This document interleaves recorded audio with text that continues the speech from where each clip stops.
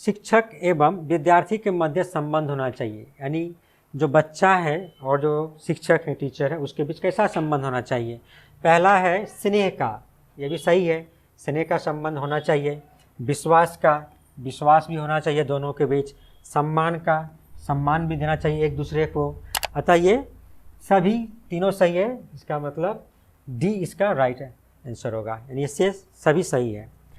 बुरी आदतों को सुधारा जा सकता है, कैसे? डांट डपट कर, बच्चों को डांटना तो है ही नहीं, ये गलत जवाब है, यानी नेगेटिव।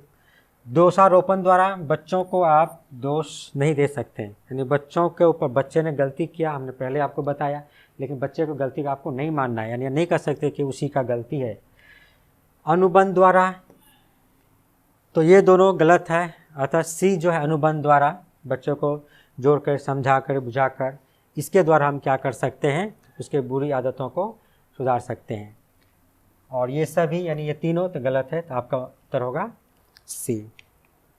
इसके बाद देखते हैं, प्राथमिक स्तर पर एक शिक्षक में निम्न में से किसे सबसे महत्वपूर्ण विशेषता मानना चाहिए। प्राथमिक स्तर पर शिक्षक में महत्वपूर्ण गुण, पढ़ाने की उत्सुकता, सही है, क्योंकि एक्टिव हमने बताया कि एक्टिव, सक्रिय, ऐसा वर्ड क्या होता है, पॉजिटिव वर्ड होता है। यहाँ पे पढ़ाने की उत्सुकता है, उत्सुकता एक्टिव, ये सही है।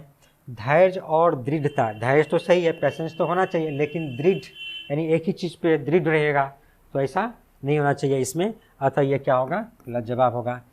शिक्षण पद्धतियों और विषयों में ज्ञान में दक्षता, यानी जो है शिक्षण पद्धति और विषय के ज्ञान में वो दक्ष है, इस तरह से सिर्फ आपका दिया गया शिक्षण पद्धति और विषय का ज्ञान, तो इससे क्या होगा, ये गलत जवाब है, क्योंकि इसी से आप बच्चों का सर्वांगीण विकास नहीं कर सकते हैं। अति मानक भाषा में पढ़ाने की दक्षता, अति मानक भाषा में वो यदि पढ़ाता है, स्टैंडर्ड लैंग्वेज में पढ़ा रहा है, तो इससे भी ये भी आपका जो नेगेटिव वर्ड्स में आता है। अतः आपका सही उत्तर होगा पढ़ाने की उत्सुकता, यानी एक्टिव होना होगा बच्चों को भी और शिक्षक को भी।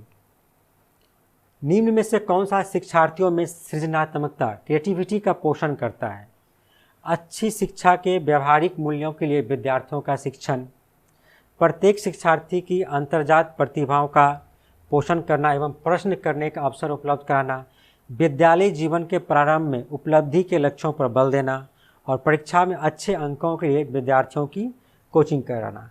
तो आप देख रहे हैं, अच्छे अंक हमने बताया था, अंक जब भी रहे या कोचिंग, ट्यूशन, इस तरह का शब्द इस्तेमाल हुआ हो तो वो क्या है, गलत है, यानी सृजनशील विद्यार्थी होना है। तो विद्यालय जीवन के प्रारंभ में उपलब्धि, यानी उपलब्धि, प्रारंभ में उसको उपलब्धि के लक्ष्य पर बल देना है, फोकस करना है, जी ऐसा नहीं है, ये भी नेगेटिव पॉइंट्स हैं। तो अच्छी शिक्षा के व्यवहारिक मूल्यों, अच्छी शिक्षा भी है, सिर्फ यही अच्छी शिक्षा रहेगा, जी नहीं, आपको देखना है क्या है, विद्यार्थियों के सर्वांगीण विकास, सिर्फ शिक्षा नहीं, यहाँ पर सिर्फ अच्छी शिक्षा की बात कही गई है, अतः ये भी क्या है, गलत है। तो इसका सही उत्तर होगा प्रत्येक शिक्षार्थी की अंतर्जात प्रतिभाओं का, जो इंटरनल टैलेंट होता है, उसको पोषण करना एवं प्रश्न करने का अवसर उपलब्ध कराना, ये आपका सही जवाब है। भाषा, भाषा नियमों की जानकारी से ही निखरती है, यानी सिर्फ आप नियम सीख लिए तो क्या भाषा निखर जाएगा। दूसरा बोला है विद्यालय में ही सीखी जाती है, एक नियमबद्ध व्यवस्था है, सदैव व्याकरण के नियमों का ही अनुगमन करती है। तो इसमें हम देखते हैं जो नियमों की जानकारी से निखरती है, से ही, आपका ही शब्द आ गया, आपने देखा कि ही जब रहता है तो क्या होता है, नेगेटिव वर्ड्स होता है, अतः आपको ये आंसर नहीं होगा। विद्यालय में ही सीखी जाती है, ये भी नहीं हो सकता, क्योंकि यहाँ भी ही आ गया है, ही, तो विद्यालय में ही सीखी जाती है, नहीं, गलत है। उसके बाद एक नियमबद्ध व्यवस्था है, और ये भी सही है, भाषा क्या एक नियमबद्ध व्यवस्था है, सदैव व्याकरण के नियमों का ही, यहाँ भी ही आ गया, तो ये भी आपका क्या है, गलत है। तो हम वर्ड देख रहे हैं, तो वर्ड जो आपको नेगेटिव आएगा, अतः वो क्या है, आपका आंसर नहीं होगा, अतः इसका आंसर होगा नंबर 3। इस तरह से यदि आप देख रहे हैं, जो आपने जो वर्ड सिर्फ आपका याद रहेगा, तो उसके अनुसार ही आप बिना पढ़े भी इसको हल कर सकते हैं। बहुत सारे प्रश्न ऐसा आता है, भाषा विकास में सहयोग करने का कौन सा तरीका गलत है। सहयोग करने का तरीका, आपको गलत तरीका ढूंढना है, बच्चे को बिना टोके प्रकरण पर बात करना, ये तो सही है। बच्चे को हम टोकेंगे नहीं, बात करेगा, हम सुनेंगे। उसकी अपनी भाषा के प्रयोग को अमान्य करना, वो अपनी भाषा के प्रयोग को अमान्य करना मैंने उसके भाषा का महत्व ना देना, ये गलत है। उसके प्रयोगों का समर्थन करना, यानी वो प्रयोग कर रहा है, करके सीख रहा है, यदि हम उसको और उत्साहित कर रहे हैं, प्रोत्साहन दे रहे हैं, समर्थन कर रहे हैं, तो बच्चा और क्या होगा, प्रोत्साहित होगा। ये जवाब सही है। भाषा के प्रयोग के अवसर उपलब्ध कराना, यानी अवसर देना, अवसर क्या है, पॉजिटिव है, तो ये सही है। तो हम कुछ वर्ड विशेष को सिर्फ देख रहे हैं और उसके अनुसार कर रहे हैं। तो हमने देखा कि इसमें 3 जवाब सही है, लेकिन आपको ढूंढना गलत है। अतः क्या होगा, उसकी अपनी भाषा के प्रयोग को अमान्य करना। इसका सही उत्तर होगा 2। प्रगतिशील शिक्षा में बच्चों को किस प्रकार से देखा जाता है? बच्चे को कैसे देखते हैं? खाली स्लेटों के रूप में आपको देखा गया, ये नेगेटिव में आता है। खाली स्लेट नहीं, गलत, बच्चा बहुत कुछ जानता है। छोटे वयस्कों के रूप में, छोटे तो सही है परंतु वयस्कों लगा दिया, छोटे वयस्कों के रूप में हम नहीं देख सकते हैं बच्चा को। छोटा है, बहुत कुछ जानता है, लेकिन वयस्क जैसा व्यवहार वो नहीं करता। निष्क्रिय अनुकारकों के रूप में हर साल, निष्क्रिय शब्द आ गया, इनएक्टिव आ गया, यानी ये क्या है, नेगेटिव वर्ड्स है, अतः इसे गलत है। उसके बाद देखते हैं सक्रिय, ये क्या है, पॉजिटिव वर्ड है, सक्रिय अन्वेषकों के रूप में, अतः आपका जवाब 4 होगा। तो किस तरह से हम क्या देख रहे हैं, सिर्फ वर्ड्स आपको पता है और आप उसका जवाब दे पा रहे हैं। अगला प्रश्न है, बच्चों के बारे में निम्नलिखित कथनों में से कौन से सही हैं? तो यहाँ देखते हैं नंबर 1 में, बच्चे जानकारी के निष्क्रिय, और निष्क्रिय शब्द आ गया, अतः ये नेगेटिव वर्ड्स है, ये आपका गलत जवाब है। बच्चे समस्या समाधान करता है, जी ये सही है, पॉजिटिव वर्ड्स है, समस्या समाधान करता है, अतः ये सही जवाब है। बच्चे वैज्ञानिक शोध करता है, जी बच्चे खोजते रहते हैं, करके सीखते हैं, ये भी सही है। बच्चे पर्यावरण के सक्रिय अन्वेषक हैं, हाँ पर्यावरण से बहुत सीखते हैं, क्रिएटिव है, यानी ये सही है। तो ये इसका 3 जवाब सही है और एक गलत है। यहाँ पे ऑप्शन, जैसे आपके एग्जाम में बहुत सारे ऑप्शन रहते हैं, ABC या 2 जवाब सही है, 3 जवाब सही है, तो उसमें आपका आ जाएगा B, C और D। यहाँ पर ऑप्शन नहीं दिया गया है, तो आपका ये होगा B, C और D जवाब क्या है, सही है। विविध शिक्षार्थियों वाली एक समावेशी कक्षा में सहभाग, अधिगम और समवयस्कों से सीखना, तो कैसे है, सक्रिय रूप से निरुत्साहित किया जाना चाहिए और प्रतियोगिता को बढ़ावा देना चाहिए। निरुत्साहित वर्ड आ गया, यहाँ पे नेगेटिव वर्ड्स है। सक्रिय तो पॉजिटिव है, लेकिन निरुत्साहित क्या है, नेगेटिव वर्ड्स है, और ये पॉजिटिव और एक नेगेटिव, अतः जवाब आपका गलत होगा, ऑप्शन। उसके बाद देखते हैं, केवल कभी कभी ही प्रयोग किया जाना चाहिए। केवल शब्द आ गया, ये भी क्या था, नेगेटिव वर्ड्स है, सिर्फ केवल है, ये भी आपका जवाब नहीं होगा, तो 2 नहीं हुआ। सक्रिय रूप से प्रोत्साहित किया जाना चाहिए जिससे समवयस्कों की स्वीकार्यता बढ़े, अतः यहाँ पे एक पॉजिटिव वर्ड, दूसरा पॉजिटिव वर्ड है, इस तरह से हम दोनों पॉजिटिव है, अतः यह जवाब सही लग रहा है। दूसरा है, कार्यान्वित नहीं किया जाना चाहिए और विद्यार्थियों के क्षमताओं के अनुसार अलग अलग किया जाना चाहिए। अलग अलग करना, नहीं किया जाना, कार्यान्वित, तो ये अलग अलग यानी अलगाव, हमें क्या है, जोड़ना है, जोड़ने का भाव, यानी ये नेगेटिव वर्ड्स है, ये भी गलत है। इसका सही जवाब होगा नंबर 3, सक्रिय रूप से प्रोत्साहित किया जाना चाहिए जिससे समवयस्कों की स्वीकार्यता बढ़े। शिक्षण से अधिगम पर बल देने वाला परिवर्तन हो सकता है। शिक्षण से अधिगम पर बल देने वाला परिवर्तन हो सकता है। परीक्षा परिणामों पर केंद्रित होकर, तो सिर्फ परीक्षा परिणाम पर केंद्रित होकर के शिक्षण से अधिगम पर बल देना नहीं हो सकता है। बाल केंद्रित शिक्षा पद्धति अपनाकर, आप जो पढ़ रहे हैं वो क्या था, बाल केंद्रित, यानी ये आपका जवाब सही है। रटना है, रटना क्या है, नेगेटिव है। अग्र शिक्षण की तकनीकी अपनाकर, सिर्फ एक तकनीक अपना करके आप ऐसा नहीं कर सकते हैं। परीक्षा परिणाम को केंद्रित करके ऐसा भी नहीं कर सकते हैं, तो आपका सही जवाब है बाल केंद्रित शिक्षा पद्धति अपनाकर ही आप ऐसा कर सकते हैं।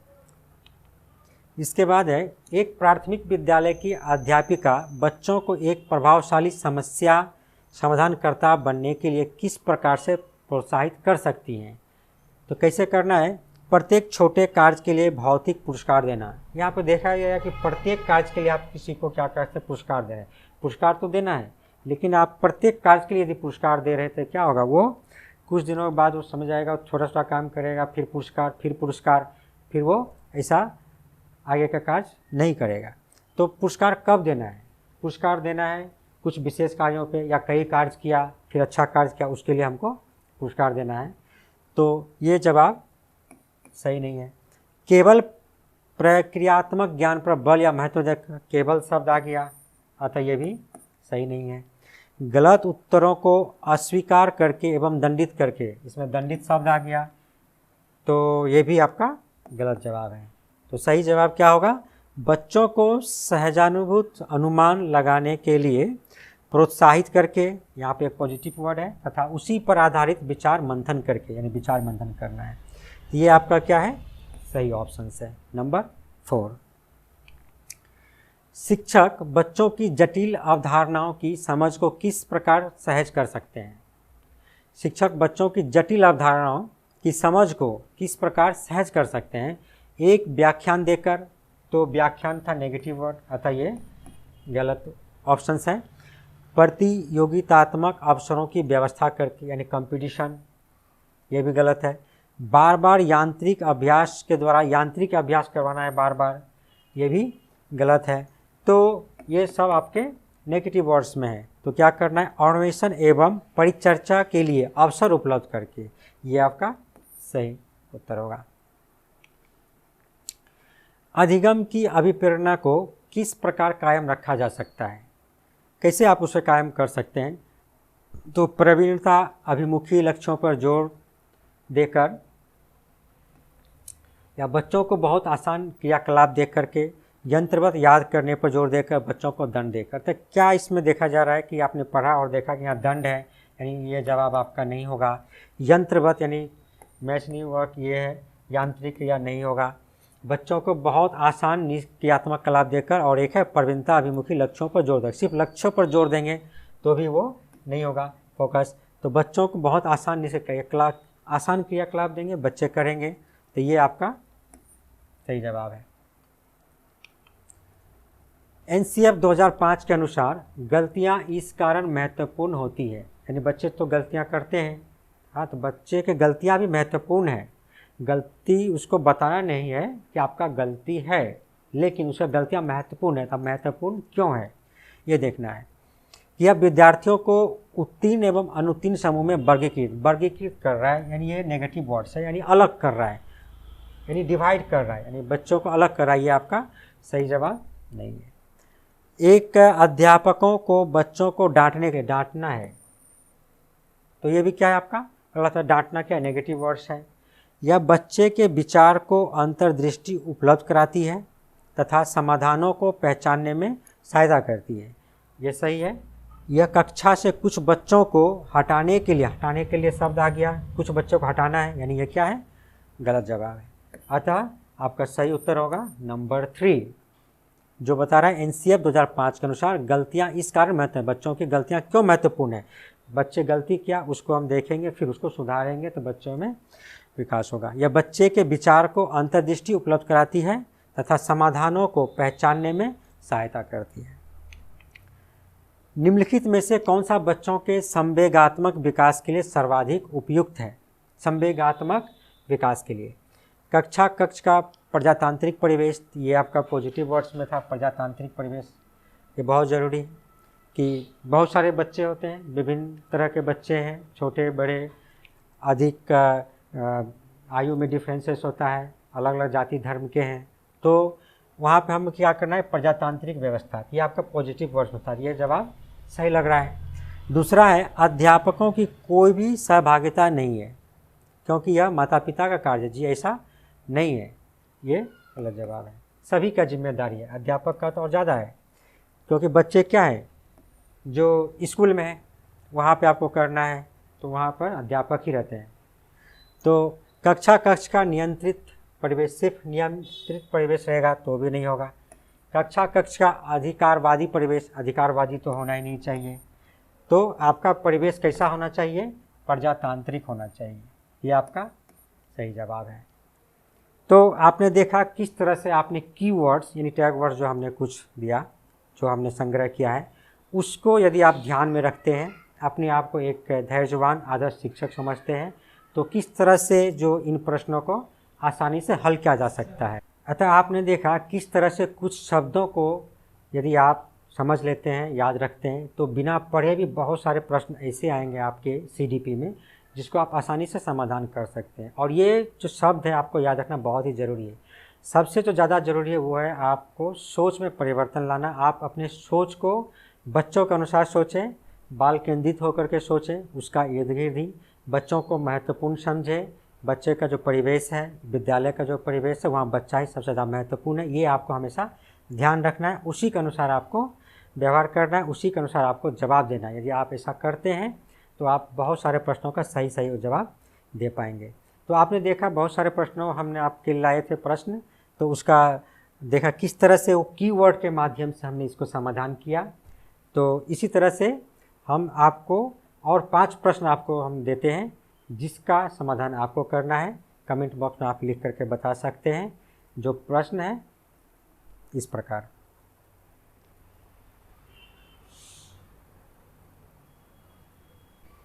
आप इन 5 प्रश्नों का समाधान करके कमेंट बॉक्स में लिख सकते हैं। इसके बाद हम आपको ले चलेंगे जो शिक्षा व्यवस्था की जो है हमारी, उसके क्यूरिकुलम के अनुसार जो क्या क्या जानकारियाँ उसमें है। एनसीएफ 2005 जो है, आरटी 2009 है, इसके बारे में हम आपको बताएंगे। उसके बाद हम अपने जो सिलेबस है जो सीडीपी का, उसके ऊपर आएंगे। यदि आप ये 2-3 वीडियो आपने देख लिया पहला और इसको आप समझ गए तो बहुत ही आसानी से आप जो सीडीपी है उसके जो प्रश्न है उसका उत्तर आप दे पाएंगे। यानी ये पहला जो 2-3 वीडियो है इसको समझना बहुत ही ज़रूरी है, वरना आप पूरा किताब रट लीजिए, पूरा किताब पढ़ लीजिए, जब आप उसका उत्तर देंगे आपका उत्तर गलत हो जाएगा। क्योंकि जब आप समझेंगे नहीं कि कैसे आपको उत्तर देना है, कैसे आपको सोच में परिवर्तन लाना है, तब तक आप उसका सही जवाब नहीं दे सकते हैं। धन्यवाद।